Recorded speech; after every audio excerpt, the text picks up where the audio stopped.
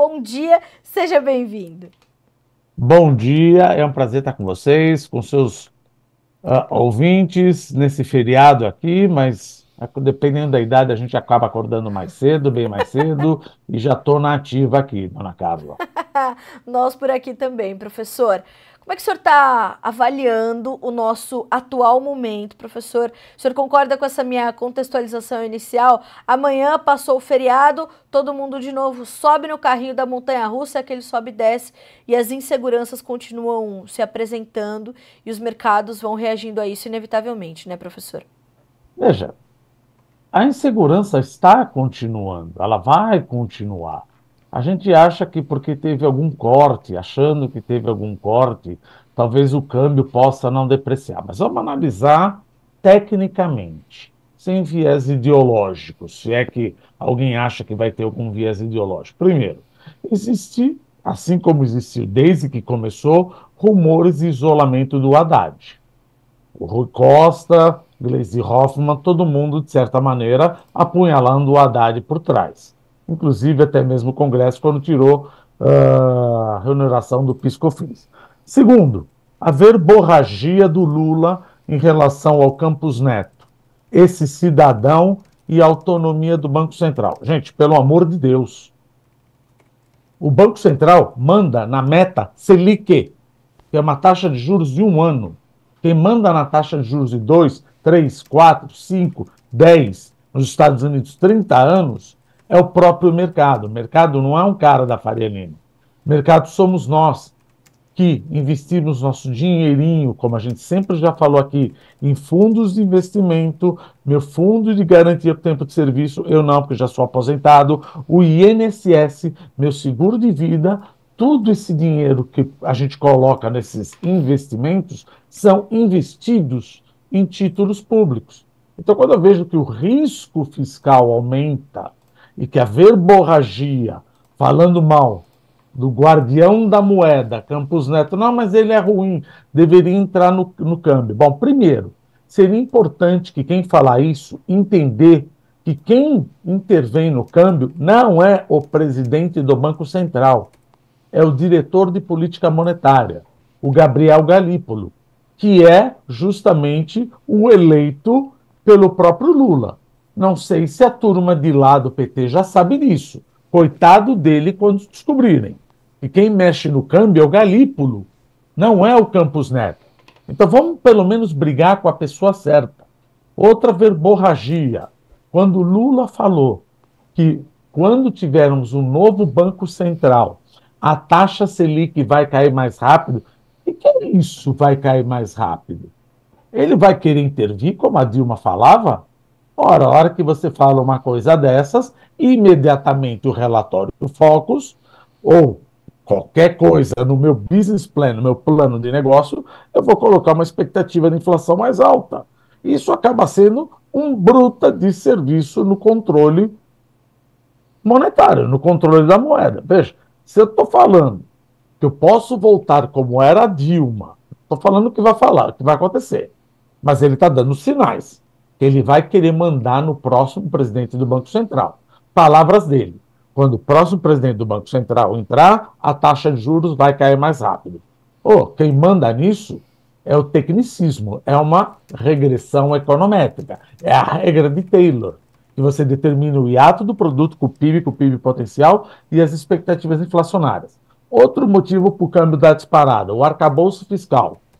Não sei se eu já contei aqui, mas o arcabouço fiscal é o típico pecado do Santo Agostinho. Dai-me a castidade, mas não agora. Prometo que lá em 2027 eu vou ter um superávit primário. Tá bom, mas e por enquanto? Não, por enquanto eu vou ter um déficit ou um equilíbrio de zero. Balela! Nos últimos 12 meses, cara, nós tivemos um déficit primário, que é quanto o governo arrecada menos quanto o governo gasta, excluindo o juro da dívida pública, de 2,44%. O governo vai falar que ele vai zerar esse déficit até o final do ano. Ou seja, ele precisa fazer uma economia de 2,25% praticamente. Qual é a probabilidade disso acontecer? Praticamente nenhuma. Ele disse que vai cortar 25 bilhões, olha, pasmem, de despesas fazendo um pente fino. Meu Deus do céu, vocês já estão aí há 1 ano e meio e não foi feito nenhum pente fino. Despesas obrigatórias que a gente não sabia que existia, que eventualmente são falcatruas e que nós vamos cortar. 9 mil ou 6 mil beneficiados do BPC, pensionistas que não mereciam receber esse benefício, vão ser cortados. Puxa vida, você já deveria ter feito isso no começo, no primeiro dia do mandato. Agora, você vai fiscalizar 6 mil a 9 mil pensionistas de forma rápida e ver se tem alguma inconsistência para cortar 25 bi? Ora, boa sorte. Nós precisamos cortar 225 bi, não 25 bi. Senão, o que acontece? Superávit primário continua sendo um déficit primário, meu custo de carregamento, quanto que eu pago pela minha dívida. Por quê? Quanto maior a minha dívida, mais juros, não tem nada a ver com o Campos Neto, mais juros eu peço. Veja uma NTNB, nota do Tesouro Nacional. Já estamos pedindo 6,25 mais IPCA. Não é o Campos Neto que fala. É o Tesouro que faz leilão de título público e nós, que tomamos calote. Não estou dizendo que o governo atual vai dar calote. Mas de 1980 a 1994, nossa inflação foi de 12 trilhões percentuais. Meu pai gostava de comprar letra do Tesouro Nacional, pré-fixada. Será que eu ganhei 12 trilhões percentuais? Ou o governo prometeu uma coisa, emitiu moeda, não, também é o caso agora, emitiu mais moeda, a inflação veio e eu não ganhei isso. Ou seja, isso é calote. Calote disfarçado. Depois, demos calote da dívida externa em 82. Demos outro calote em 87, tivemos o plano Collor, quebramos em 1998 e 1999. Não quer dizer que eu vá dar calote, mas não quer dizer que eu goze da mesma credibilidade que os Estados Unidos e Japão. Existe uma probabilidade de calote, que ela não é 100%, mas certamente é maior. Então, por isso que muita gente em desonestidade intelectual, ou barbudinhos raivosos, como a gente sempre fala, mas a dívida dos Estados Unidos... Sério mesmo, cara pálida, que você está comparando a dívida dos Estados Unidos com a dívida do Brasil? Quem seria o melhor credor? Olha a desonestidade intelectual. Mas a internet permite que todo mundo tenha uma opinião e absolutamente uma opinião acertada.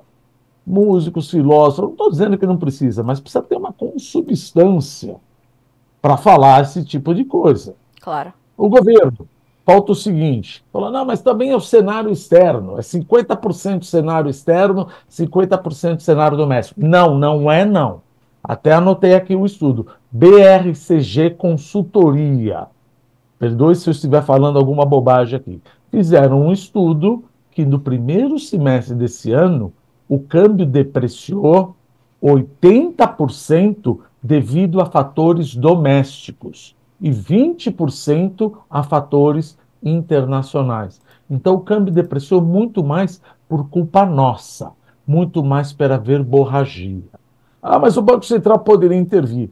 Nem precisou intervir. Quando o Lula falou, agora eu vou falar só de arroz e feijão, o câmbio caiu de 5,70 para 5,45, 5,50. Só parar de falar que vai se meter na política monetária, quem se mete na política monetária é o presidente do Banco Central e a autonomia justamente para isso, para tentar evitar o populismo em época de eleição, como aconteceu em 2015 e 2016, falar abaixa o juro que o país cresce. Gente, pelo amor de Deus, eu não estou falando 1.520, eu não estou falando de 1.640, estou falando 2015 e 2016. A Dilma fez o tombinho de baixar os juros na marra, a inflação foi para 10% e meu PIB caiu 3,5% num ano e 3,6% no outro. Quer dizer, não aprendemos nada e não esquecemos nada. E ainda dizem que é um ataque especulativo. Discordo diametralmente. É importante ler. Ataque especulativo significa que você tem uma moeda controlada, como aconteceu com a Libra Esterlina, em 1992, como aconteceu com o Brasil, em 9 de janeiro, 8 de janeiro de 1999, câmbio controlado, não câmbio flutuante, e a autoridade monetária entra vendendo reserva para tentar defender a moeda. Não é isso que eu tive. Eu tive uma maxi depreciação cambial. Então, muito cuidado ao usar as palavras. Então, ficou muito mais barato o Lula parar de falar essas coisas, que o câmbio acabou voltando um pouco, do que botar todo mundo para intervir. E outra, Paula, ou Carla, se você me permite, a intervenção do Banco Central, desculpa o tecnicismo chato aqui, ela é esterilizada. Porque veja, a hora que o Banco Central vende dólar para ajudar na paridade, ele vende dólar, tira reais do mercado. Quando ele tira reais do mercado, a oferta de dinheiro cai. A oferta de dinheiro cai, a Selic, que deveria estar 10,5, o custo do dinheiro sobe. Quem mandou você deixar o custo do dinheiro subir para um ano? Então vai e devolva esses reais. Você compra título público. Eu compro o título público dos bancos e o dinheiro volta para a praça. Ora, mas por que você está fugindo do Brasil? Eu estou fugindo do Brasil porque eu estou assustado. E o que faz você ficar aqui dentro, filho? Mais taxa de juro. Mais taxa de juro eu não te dou, porque a Selic está 10,5. Então as intervenções cambiais esterilizadas não funcionam. Mas os músicos, filósofos, acadêmicos que não entendem de economia saem gritando a plenos pulmões, porque eles acham 3 mil seguidores que o Banco Central deveria entrar no swap cambial, não tem a mínima ideia do que é um swap cambial, ou, por exemplo, o presidente falando de derivativo. Eu queria saber o que é um derivativo, ou uma put call parity, para tentar não começar a falar assim, e ver o que acontece. Ver o que acontece. Então, só para resumir, sei que você fez apenas uma pergunta, eu já deslanchei todo. Eu acho que essa volatilidade vai continuar, eu acho que o câmbio vai voltar a depreciar. Estamos num ano de eleição, ano que vem é um ano anterior ao ano da eleição presidencial. Eu não acho que o governo vai permitir um corte de despesa de mais de 2% do PIB. Isso não existe, gente. Não existe no palavreado do PT, e não existe no palavreado do Lula cortar despesas obrigatórias ou desvincular as despesas obrigatórias do salário mínimo. Ele já falou, ele já falou. E outra, o nosso orçamento já está estressado. 93% das despesas obrigatórias, ou melhor, 93% das minhas despesas são despesas obrigatórias. Eu só tenho 7% de espaço. Fazer o orçamento no Brasil é fácil. É Ctrl+C, Ctrl+V. Fala, olha, o que eu gastei, eu vou gastar aqui, porque eu não posso mexer. Então você tem que fazer uma PEC para mexer nisso. Não vou mexer no que é direito adquirido. Outra coisa que a gente sempre fala. Se é um direito adquirido, não quer dizer que o dinheiro é infinito. Mas eu tenho direito a votar tudo isso. Sim, mas o dinheiro é finito. Acabou o dinheiro. Ou não há plata. Não tem dinheiro. Então o câmbio deve continuar pressionado. Não acho que o câmbio vai voltar para 4,85, 5, porque agora até os gringos estão saindo. Eles já perceberam, gente, é melhor eu colocar o dinheiro na Índia, colocar na Malásia, colocar eventualmente na China, no México, do que no Brasil. O Brasil foi a bola da vez no primeiro ano do Lula. Não é mais. O gringo já está mais reticente. Em visitas a esses dois internacionais, quando eu trabalhava em banco, a primeira coisa que eles perguntavam era a inflação.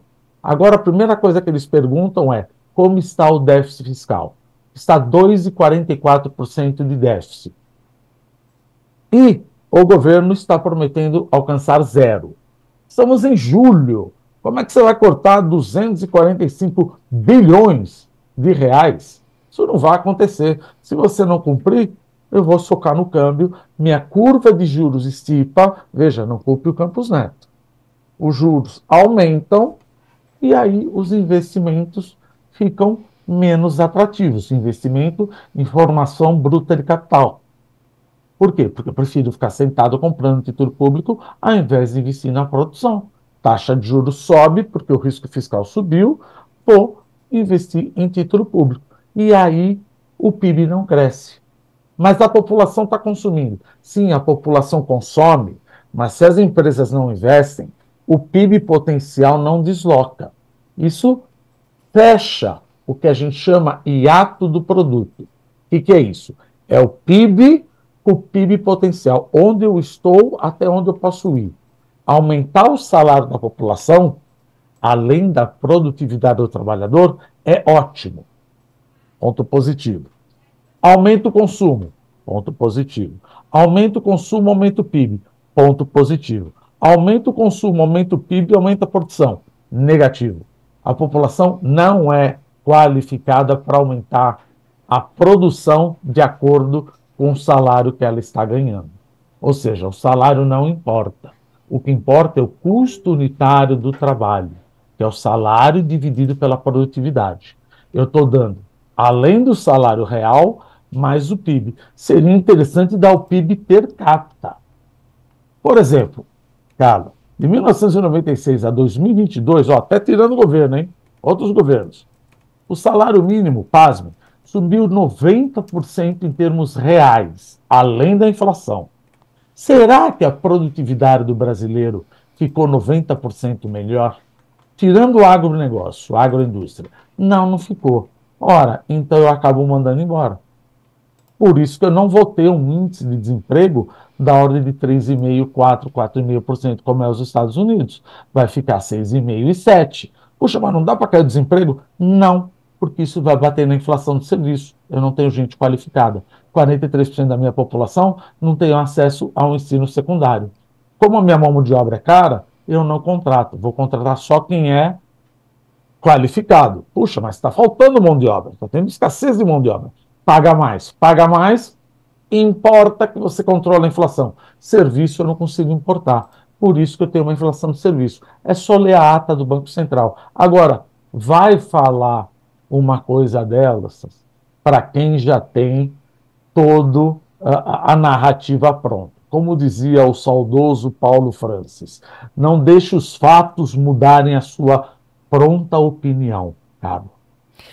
Professor, é até difícil, né, a gente fazer outras perguntas, porque o senhor traz uma análise tão completa. Já falei tudo. Não, mas é muito interessante observar como o senhor conecta as coisas, porque isso deixa bastante claro para nós que não trata-se mais de uma questão ideológica, mas de uma questão completamente técnica, né? E que se alguém não frear essa verborragia do presidente, vamos só ladeira abaixo. De tudo que o senhor apontou, o que mais lhe preocupa, professor, é essa combinação dessa verborragia do presidente, mais essas possibilidades de intervenção no Banco Central, essa ameaça à autonomia do Banco Central, que é algo muito, muito recente no Brasil? Eu acho que verborragia vai chegar uma hora, vai ser do tipo, deixa ele falar, não tem o que fazer. Mas veja, ele é o presidente do executivo. Então são duas coisas que me preocupam que a gente tem que ficar de olho. Primeiro, retidão fiscal. Como é que eu vou tratar com esse arcabouço fiscal? Que a gente já sabe que ele é uma coisa natimorta. Mas brasileiro não desiste nunca. Existe sempre aqueles que acham, não, vai dar certo. Veja, como eu disse, meu déficit é de 2,44. Eu preciso bater 0 no final do ano. Senão eu vou ter contingenciamento de despesa. Você já imaginou eu falar isso na cúpula do PT? Gente, olha, deixa eu explicar. Não atingimos o arcabouço, a gente precisa cortar gasto. Como é que fica um negócio desse? Vão colocar alguma emenda parlamentar e com a emenda parlamentar vão colocar outros gastos fora do arcabouço fiscal. É aquela coisa, Carla, você gasta muito dinheiro? Olha, se eu tirar o que eu gasto para estudar inglês, francês, alemão, chinês, se eu tirar o que eu gasto com educação, saúde, se eu tirar o que eu gasto para comer, se eu tirar o que eu gasto para passear, sobra dinheiro. Gente, não é assim. Nós vamos fazer a conta de tudo que você gasta. Mesmo que pela lei, você falou que isso está fora do arcabouço fiscal. Tá, cara pálida, você pode tirar, eu vou colocar, porque isso é fluxo de caixa. E no final das contas, o Tesouro vai pedir dinheiro emprestado para mim. Gente, quando o Tesouro gasta demais, a gente sempre fala isso daqui, ou ele pede para o Banco Central imprimir moeda, graças a Deus não fazemos mais isso. Quem fazia era a Argentina. Aumenta a receita, é o que estamos fazendo, não tem mais de onde tirar. Ou pedimos para o setor privado emprestar dinheiro para o setor público. Por isso que chama efeito deslocamento. Você desloca a poupança do setor privado, que iria para investimento em formação bruta de capital, e esse dinheiro vai para o setor público para financiar a dívida pública. Mas por que você faria isso? Porque o Tesouro está pagando mais taxa de juros. E eu não tenho projetos que remunerem mais do que o governo está me oferecendo. O governo, quer queira, quer não, ele é uma tampa na minha cabeça. Ele é tido como risco zero. Veja, se eu ganho inflação mais 6,5 e 7, eu preciso de um projeto, eu vou ter que correr risco, que vai me pagar inflação, mas pelo menos 8 a 10%. Então fica mais difícil buscar projeto. Então não é melhor a gente ficar sentado? Olha o efeito deslocamento. Desloca dinheiro do setor privado para o setor público. E aí o que acontece? Consumo cresce, investimento para, bato na parede do PIB potencial, o que acontece? Sobe a inflação.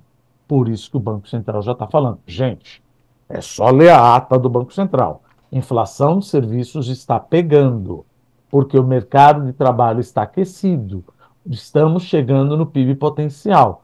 O consumo está subindo por causa da renda, mas a produtividade não permite esse salário tão elevado. Ah, mas eu ganho pouco. Claro, todo mundo ganha pouco. Outro dia eu peguei um aluno e falou, mas o salário não consegue sustentar 4 filhos. Mas não é para sustentar. O salário tem que ser de acordo com a tua produtividade. Eu não sei onde tem um rocket science, uma ciência de foguetes aqui. Se você tem a capacidade de produzir 2 caminhões por semana, eu preciso te pagar como se você fosse capaz de produzir 2 caminhões por semana. Se eu te pagar como se você fosse capaz de produzir 10 caminhões por semana, o que vai acontecer com o meu lucro operacional? Eu te pago 10, você consegue produzir 2. Olha, eu vou passar para preço. Ou não consigo passar para preço que tenho competição, te mando embora e, se for produto, faço outsourcing na China. Olha o problema. Quer dizer, economia, cara, é simples. O problema é política. É simples, né, professor? Agora, como é que nós vamos corrigir a política desse país, professor Roberto Dumas Damas? Isso não é muito difícil. Isso é muito difícil. É que a gente fala, olha, não adianta bater cabeça, não adianta bater panela, não adianta falar fora isso, não adianta brigar no WhatsApp da família, não adianta entrar no Natal soltar a bomba. E aí, quem vocês votaram? O que nós, economistas, nós profissionais, nós fazemos? Nós precificamos. É a única coisa que a gente tem que fazer. Porque o mundo, agora filosofando, você vai brigar das 8 da noite às 8 da manhã, com a família, sai na rua, bate panela, 8 da manhã você vai ter que sentar, o teu chefe, você empresário, etc., fala, bom, e agora? Como é que eu vou ganhar dinheiro? Ah, mas eu odeio. Eu sei que você odeia, você já falou, você passou 12 horas gritando. Como é que eu vou ganhar dinheiro agora? O que vai acontecer com o câmbio? Eu acho um absurdo. Eu já ouvi, nós já entendemos. Você não gosta. Mas o que você poderia fazer, você já fez. Votou. Ah, mas o voto. Tá, mas é o que tá. O que nós podemos fazer para ganhar dinheiro? Nosso trabalho é ver a análise, ou melhor, ver o cenário, analisar, precificar e colocar isso no meu plano de negócio. Devo investir mais? Para onde vai o dólar? É por isso que a gente busca tirar a ideologia. Fala, não me importa quem está lá. Eu votei no Cabo Daciolo. Pronto, acabou a brincadeira. Vamos dizer assim, votei no Cabo Daciolo. Não interessa quem você votou, deixou de votar, quem você gosta ou não gosta. 8 horas da manhã, a gente vai precisar trabalhar. E eu preciso precificar. Ah, mas será que se ganhasse esse ou aquele, eu ia precificar do mesmo jeito. Eu preciso ganhar dinheiro, eu preciso sustentar minha família. Eu preciso, até o idealismo, fazer o Brasil crescer, dado o cenário macroeconômico que jogam na minha cabeça. Como eu disse, você tem 12 horas para reclamar, brigar com a tua tia, brigar com o teu sogro, a tua sogra, que são os extremistas. Sempre sogro e sogra é extremista. Briguem com eles. Às 8 horas da manhã, sempre vamos trabalhar. Sim. Não adianta. O que eu posso fazer? Professor, embora o nosso tempo aqui já esteja estourado, eu ainda vou perguntar para o senhor, e ainda a gente vai ter muito tempo para discutir isso, mas eu queria muito, muito entender do senhor como é que o senhor está, né, como eu falei, a gente traz só um spoilerzinho nessa entrevista, depois a gente traz mais espaço para isso em outras oportunidades. Como é que o senhor está vendo a corrida presidencial nos Estados Unidos e o impacto disso também para essa precificação que os mercados precisam fazer? Essa candidatura estremecida de Joe Biden é um problema real? Carla, tem 2 pontos aí. Vamos pensar em Trump e Biden. Trump, ele não é o preferido pelo lado dos chineses e pelo lado comercial. Ele já falou que se ele ganhar, ele vai colocar uma sobretarifa de, na média, 61% em cima de tudo que vier da China. Menos iPhone, vamos dizer assim. Ora, vamos pensar, se ele colocar uma sobretributação, uma sobretaxa de 61% em cima dos bens chineses, como é que vamos fazer o jogo de xadrez aqui? Como é que o chinês poderia refutar isso daí, ou contra-atacar? Não vou comprar agronegócio dos Estados Unidos, vou comprar do Brasil. Então, para o agronegócio brasileiro, em relação à China, o Trump é melhor. O Biden não. Porque o Biden já deixou, ele falou, olha, falando para o agro, o Biden vai continuar tratando a China como ele sempre tratou, tributando como Trump tributava. Por outro lado, se a gente pensar no interlúdio de Taiwan, o Trump é melhor. Ele falou, America first, e eu não me importo com o resto. Então ele não mandaria tropas para Taiwan, caso Taiwan fosse invadida pela China. Nem ele, nem Macron, e talvez nem os Estados Unidos, nem o Reino Unido. Biden, eventualmente falou demais, porque imediatamente foi desmentido pela Casa Branca, falou que mandaria tropas.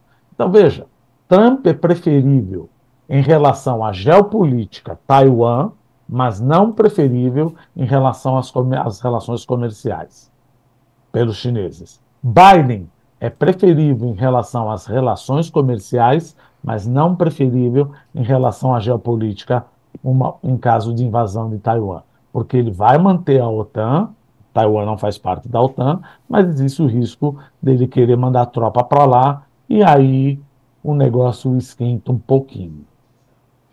Bom, professor, eu nem sei como agradecer, porque o senhor não consegue dar entrevistas sem dar aulas, não é? Talvez porque é professor.